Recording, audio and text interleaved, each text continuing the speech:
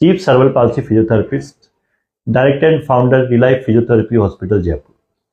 आज आपके बीच लाइव आने का उद्देश्य ये है कि आज जो कई तरीके से जोड़ों में झटके एक कटके निकालने से किसी भी पेशेंट की जो जॉइंटों की डिफॉर्मिटी है वो क्या ठीक हो सकती है, क्योंकि ये बहुत बड़ा क्वेश्चन है। क्योंकि बहुत जगह से पेशेंट्स के अटेंडर परिजन ऐसे वीडियोस और देख के जाते हैं कि किसी शारीरिक विकलांग बच्चे के किसी प्रकार से चटकाने से उस बच्चे की डिफॉर्मिटी ठीक हो सकती है क्या।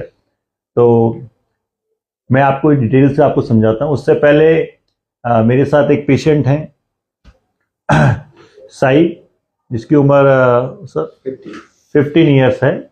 और सर आप अभी रिलाइफ फिजियोथेरेपी हॉस्पिटल में अभी ज्वाइन किए। सर आप कहाँ से आए हैं और अपने बारे में बताइएगा। बाकी जो आपने अभी ट्रीटमेंट कराया है, जो आपने मेरे को बताया कि ये चटकाने वाला जो कंसेप्ट आपने अपने बच्चे के कराया पैरों में रीढ़ की हड्डी, तो आपको क्या फायदा हुआ।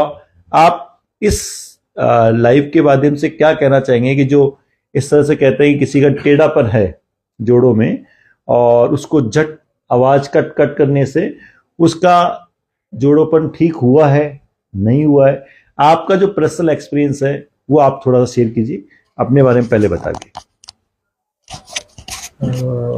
फर्स्ट ऑफ ऑल मैं तो उड़ीसा से हूँ। मेरा बच्चा जो है 15 साल का है। जब वो 4 महीने का था तब से पता चल गया कि इसको सीपी है, गर्दन सही से नहीं हो रहा था, सब कुछ डिले चल रहा था। तो हमने वहाँ लोकल मीन्स जो रिसर्च सेंटर है उल्लोडपुर, वहाँ पे ट्रीटमेंट शुरू किए थे। फिर वहाँ पे मंचेश्वर में एक ब्रांच दिए, उधर भी शुरू हुआ, बीच में गैप हो गया। फिर हमने आयुर्वेदिक थेरेपी लिए हैं केरला में। उसके बाद लोकल अपने मेरा जो डिस्ट्रिक्ट है भद्रक में, उधर भी फिजियोथेरेपी दे रहे थे। फिर पिछले साल ऐसे बाई मीडिया मुझे पता चला कि कैरोपैट्रिक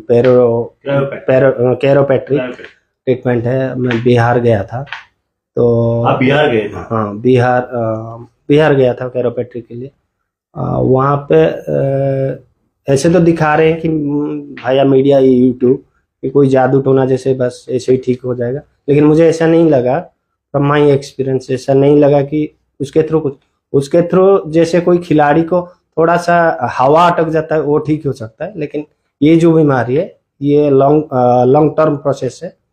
फिर मैंने जो राजस्थान के रिलाइफ है, फिर भाई यूट्यूब मुझे जानकारी मिली। और एक पेशेंट भी जो इथियोपिया से आया था, मैं इंस्पायर हुआ उसको देख के, जो अवतार सर है। तो मेरे बेटे को लेकर आया हूँ। अभी 6-7 दिन अंडर ट्रीटमेंट है, जो HBOT चल रहा है, बाकी फिजियोथेरेपी स्पीच भी चल रहा है। मेरे को लग रहा है कि कुछ इम्प्रूवमेंट हो रहा है। सर आपने ये जो कट वाली जो कंसेप्ट है, आपने वहाँ जहाँ भी गए आप वहाँ आपने कराया, तो आप इस लाइव के माध्यम से बताना चाहेंगे कि ऐसा कोई कंसेप्ट होता है कि वो जो आपके जोड़ों का बच्चे का कटके निकाले सर, कोई आपके बच्चों का अलाइनमेंट ठीक हुआ? नहीं सर, कुछ नहीं, बस आवाज निकलता है। जैसे हमारा कहीं पे रुक जाता है तो हम खुद खींचते तो एक हवा जैसा लॉक होता है, तो वो अपना खोलता है तो कुछ आवाज होता है। हर चीज में ही होता है। दैट इज नथिंग बट कैरोपैट्रिक इज ये डिजीज के लिए कैरोपैट्रिक सही नहीं है मेरे हिसाब से। बाकी किसका कोई ओपिनियन होगा, आई डोंट नो। बिल्कुल सर, थैंक यू। ओके। मैं आपको बताना चाहूंगा कि ये आवाज का कंसेप्ट होता क्या है कि अपने जॉइंट्स में साइनोवियल फ्लूइड होता है, उसके बीच में एयर के बबल्स इकट्ठे हो जाते हैं। जब अपन मूवमेंट करते हैं तो एयर के बबल्स, सब बबल्स एक जगह इकट्ठे हो जाते हैं, और जैसे अपन मूवमेंट करते हैं तो ब्लास्ट करते हैं, तो उनके जस्ट वो फूटते हैं, ब्लास्ट करते हैं, उसकी आवाज आती है कट।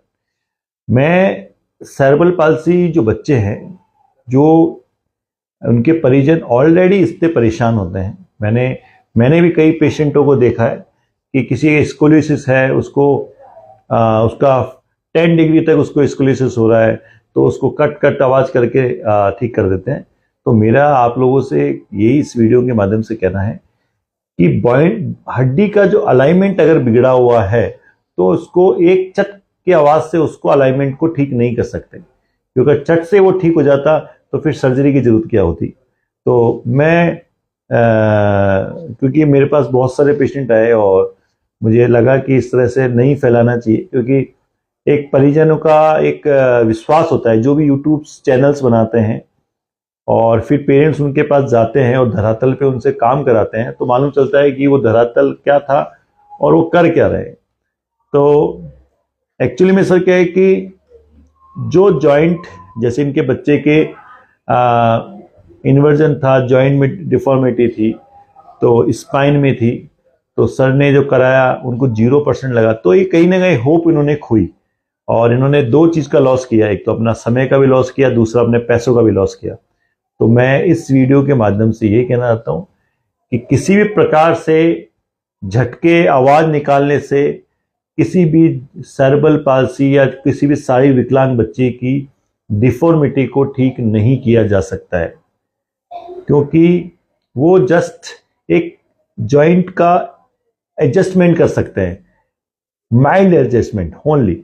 जैसा नहीं है कि उसका पूरा डिफॉर्मिटी, कि इन बच्चों के अंदर डिफॉर्मिटी ज्यादा होती है।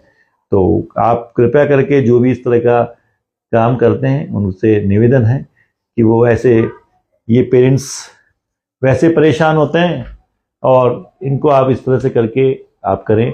सर मैं दूसरी बात आपको बताना चाहूंगा कि हम हिंदुस्तान के पहले ऐसे फिजियो हैं जो पेशेंट ट्रीट करते हैं उसका वो पहले दिन का वीडियो फोटो, बाद में उसका वीडियो फोटो, उसके पेरेंट्स का फीडबैक और उसके पेरेंट्स के नंबर, ठीक है। हम राजस्थान के रिलाइफ हॉस्पिटल, ये पहला ऐसा फिजियोथेरेपी हॉस्पिटल है इन बच्चों के लिए। तो हम वायदा तो उनके नंबर देते हैं, ए से लेके जेड तक उनकी पूरी इंफॉर्मेशन देते हैं। हमारा माध्यम किसी प्रकार से कोई वीडियो बनाना या यूट्यूब चैनल पर सब्सक्राइब बढ़ाना नहीं है। हमारा काम जिस बच्चे आते हैं उनका पूरा ठीक करना, ये हमारा उद्देश्य है।